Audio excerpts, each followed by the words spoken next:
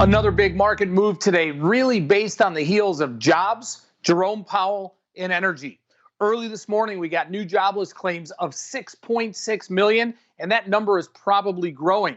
Shortly thereafter, Jerome Powell and the Fed came out with another massive stimulus and some very, very bullish comments. Basically, they said there's going to be a never-ending supply of what they can do to help save this market and get the economy going again.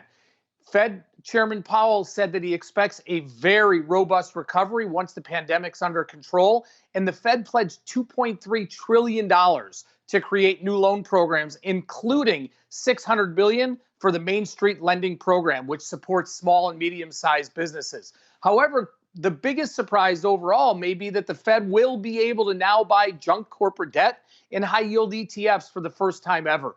Major reversal in the energy space today. Early today, we saw a big rally in oil as OPEC reportedly agreed to cut output by about 10 million barrels per day for both May and June. West Texas was up at one point over 12%, but midday the reversal set in and West Texas settled down over 9% on the day. ES option data for yesterday, 520,000 contracts traded, 59% on the put side. Volume leaders, the end of week 2, April 2350 put, 12,000 of those. End of week 2, April 2750 call, 7,500 of those.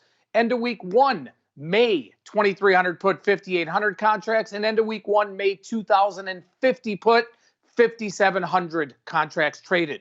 Volatility still elevated, so ES options pricing in a move to next Friday, week from tomorrow, of about $135. So a little bit of a March equity recap for the first quarter. Average daily volume for equity index futures at the CME was 5.49 million. Open interest average 4.88 million contracts. Average daily volume for equity index options on futures, 1 million contracts. And open interest, 4.79 million contracts.